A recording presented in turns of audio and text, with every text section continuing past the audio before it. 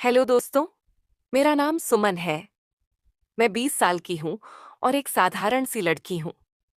मेरी गोरी भूरी रंगत और सुडौल कदकाठी है, जिसकी वजह से गांव में लोग मुझे अक्सर देखते रहते हैं। लेकिन मेरी जिंदगी उतनी आसान नहीं रही जितनी बाहर से दिखती है। हमारे घर में 4 लोग हैं। मैं, मेरे माता पिता और मेरा बड़ा भाई राघव।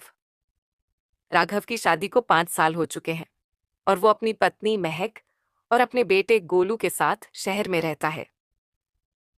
मैं गांव में मम्मी पापा के साथ रहती हूँ और खेती बाड़ी में उनकी मदद करती हूँ।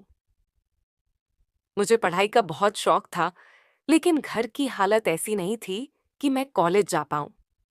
फिर भी मैंने हिम्मत नहीं हारी और अपने छोटे छोटे सपनों को पूरा करने की कोशिश में लगी रही। एक दिन भाभी का फोन आया। उन्होंने कहा, सुमन, गोलू का पहला जन्मदिन है। हम इसे बड़े धूमधाम से मनाने वाले हैं। तुम्हें जरूर आना है। भाभी मेरी सहेली की तरह थीं। वो मुझसे हर बात शेयर करती थीं और मैं भी उनसे अपने दिल की बातें कहती थी।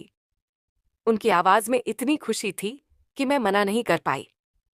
मैंने मम्मी पापा से इजाजत ली और जन्मदिन से 3 दिन पहले ही शहर के लिए निकल पड़ी। शहर में भैया भाभी का घर बहुत सुंदर था। हॉल में रंग बिरंगी लाइटें लगी थीं और चारों तरफ गुब्बारे सजे थे। जैसे ही मैं पहुंची, भैया ने मुझे गले से लगा लिया। मैंने पूछा, भाभी कहाँ हैं? भैया ने कहा, कोलू बहुत रो रहा था तो महक उसे दूध पिलाने अंदर गई है। जन्मदिन की पार्टी शानदार थी। ढेर सारे मेहमान आए, खाना पीना हुआ और देर रात तक हंसी मजाक चलता रहा। पार्टी खत्म होने के बाद मैं अपने गांव जाने की तैयारी करने लगी, तभी भाभी ने मुझे रोक लिया। वो बोली, सुमन, सुबह तक रुक जाओ ना। सारे मेहमान चले जाएंगे, फिर हम दोनों साथ में घूमेंगे। मैं गांव में रहकर थोड़ा बोर हो गई थी, तो मैंने हाँ कर दी। मम्मी पापा को फोन करके बता दिया कि मैं 1-2 दिन बाद आऊंगी। अगले दिन सुबह सारे मेहमान चले गए। मैं और भाभी ने साथ में चाय पी, गोलू के साथ खेला और ढेर सारी बातें की। भाभी ने मुझे एक अलग कमरा दे दिया था ताकि मैं आराम से रह सकूं। शहर में रहते हुए मुझे 5 दिन हो गए थे। इन दिनों में मैंने देखा कि गोलू ने भाभी को बहुत परेशान कर रखा था। वो दिन रात रोता रहता था, जिसकी वजह से भैया और भाभी को एक दूसरे के साथ वक्त बिताने का मौका ही नहीं मिल रहा था। एक दिन मैंने भाभी से कहा, भाभी, गोलू अब थोड़ा बड़ा हो गया है। आप उसे एक दिन मेरे पास छोड़ दो और भैया के साथ बाहर घूम आओ।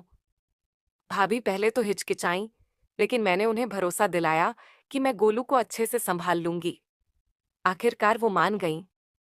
अगले दिन भैया और भाभी सुबह घूमने निकल गए। मैंने गोलू को खिलाया, उसके साथ खेला और शाम का खाना भी बना दिया। गोलू मेरे साथ बहुत खुश था। वो मेरी गोद में हंसता खेलता रहा।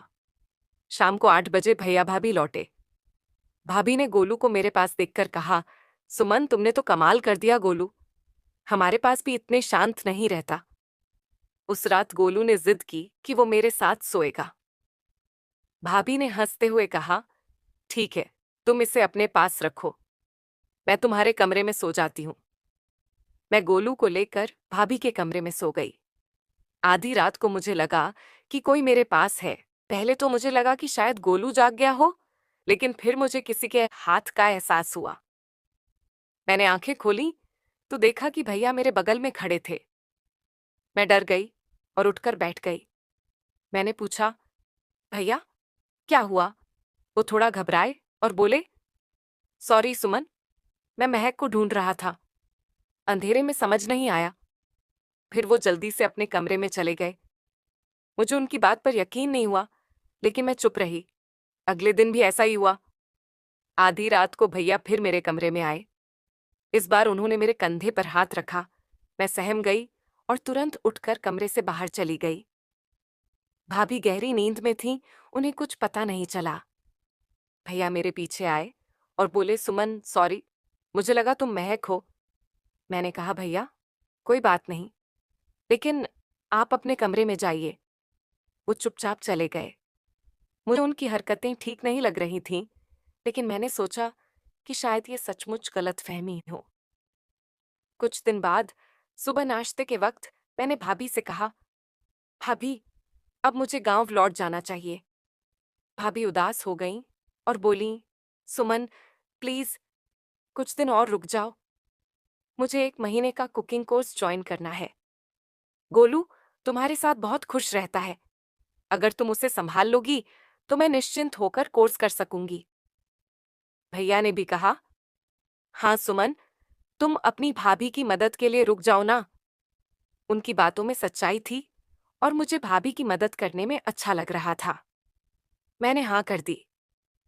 भैया ऑफिस चले गए और भाभी ने मुझे गले लगाकर कहा, सुमन, तुम्हारे रहने से मेरा सपना पूरा हो सकेगा।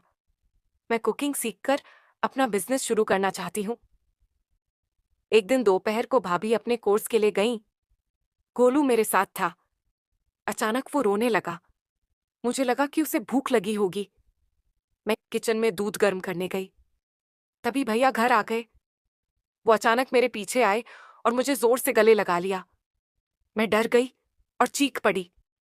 भैया पीछे हट गए और बोले, सॉरी सुमन, मुझे लगा तुम महक हो। तुमने उसकी साड़ी पहनी थी तो गलती हो गई। मैंने कहा, कोई बात नहीं, और गोलू के लिए दूध लेकर कमरे में चली गई। थोड़ी देर बाद भैया बर्फ लेकर आए और बोले, सुमन, मेरी वजह से तुम्हें तकलीफ हुई, इसे अपनी गर्दन पर लगा लो। मैंने कहा, भैया अब ठीक है, आप रहने दीजिए। फिर मैंने पूछा, आप ऑफिस से इतनी जल्दी कैसे आ गए? उन्होंने कहा, आज काम कम था। मैं चुप रही और गोलू को सुला दिया। शाम को भैया ने कहा, आज रात हम बाहर डिनर के लिए चलेंगे। भाभी ने मना किया, मेरी ऑनलाइन क्लास है। भैया बोले, ठीक है, मैं सुमन को ले जाता हूं। वो इतने दिन से घर में है, उसे भी घूमना चाहिए। भाभी मान गई। भैया मेरे लिए एक ड्रेस लाए और बोले, ये पहन लो, महक ने भेजा है। मैंने ड्रेस पहनी और उनके साथ निकल गई। हम एक होटल में गए। वहां का माहौल बहुत रोमांटिक था। भैया मेरे करीब बैठे और बार बार मेरे हाथ को छूने की कोशिश करने लगे। मैं असहज हो गई और जल्दी से डिनर खत्म करके घर लौट आई। उस रात मैंने भाभी से कहा, भैया को अपने कमरे में सोने दीजिए। मेरी वजह से आप दोनों अलग मत रहिए। भैया बोले, हमें साथ सोने की जरूरत नहीं, और अपने कमरे में चले गए। भाभी उदास हो गईं। मैं उनके पास गई और पूछा, भाभी क्या भैया और आपके बीच सब ठीक है? वो बोली, गोलू के जन्म के बाद मेरी सेहत बिगड़ गई। मेरा वजन बढ़ गया, शायद इसलिए भैया मुझसे दूर रहते हैं। फिर उन्होंने मुझसे पूछा, तुमने शादी क्यों नहीं की? मैंने कहा, मुझे मंगल दोष है। मम्मी पापा कहते हैं कि मेरी शादी किसी खास लड़के से ही हो सकती है। अभी तक कोई मिला नहीं। बातों बातों में हम सो गए। अगले दिन भाभी की क्लास का आखिरी दिन था। वो सुबह 8 बजे निकल गईं। भैया भी ऑफिस गए, लेकिन थोड़ी देर बाद लौट आए। उन्होंने मुझे पानी का गिलास लाने को कहा। मैं उनके कमरे में गई। जैसे ही मैंने गिलास दिया, उन्होंने मेरा हाथ पकड़ लिया और बोले, सुमन, मैं तुमसे बहुत प्यार करता हूं। महक से मेरा मन भर गया है। तुम मेरे साथ रहो। मैं डर गई और बोली, भैया ये गलत है, भाभी को बुरा लगेगा। तभी दरवाजा खुला और भाभी अंदर आ गईं। वो हमें देखकर सन्न रह गईं। मैंने भैया को धक्का दिया और भाभी के पास चली गई। भैया ने कहा, महक, सुमन ने मुझे गले लगाया था, इसे घर भेज दो। मैं कुछ बोल पाती इससे पहले भाभी ने भैया को थप्पड़ मार दिया। भाभी बोली, मैं सब सुन चुकी हूं। सुमन ने मुझे कल रात सब बताया था।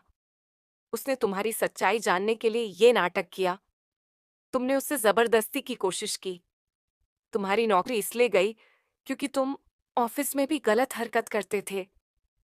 भैया चुप रह गए। भाभी ने मुझसे कहा, सुमन, तुमने मेरी आंखें खोल दी। अब मैं अपने बेटे के साथ अकेले रहूंगी। मैं कुकिंग से अपना बिजनेस शुरू करूंगी। कुछ महीनों बाद भाभी ने अपना कुकिंग बिजनेस शुरू कर दिया। वो केक और खाना बनाकर ऑर्डर लेने लगी। गोलू उनके साथ खुश था। मैं गांव लौट आई और अपने सपनों को पूरा करने की कोशिश में लग गई। भैया शहर छोड़कर कहीं चले गए। भाभी ने मुझे फोन करके कहा, सुमन तुमने मुझे नई जिंदगी दी। मैंने कहा, भाभी आप मेरी दोस्त हैं। आपकी खुशी मेरे लिए सब कुछ है। हम दोनों ने अपने अपने रास्ते चुने और जिंदगी को नए सिरे से शुरू किया। हेलो दोस्तों, अगर आपको मेरी ये साधारण सी कहानी पसंद आई तो इसे अपने दोस्तों और परिवार के साथ शेयर करें। ऐसी ही कहानियों के लिए चैनल को सब्सक्राइब करें और बेल नोटिफिकेशन ऑन कर दें। आपका प्यार मेरे लिए बहुत मायने रखता है। मिलते हैं अगली कहानी में। तब तक के लिए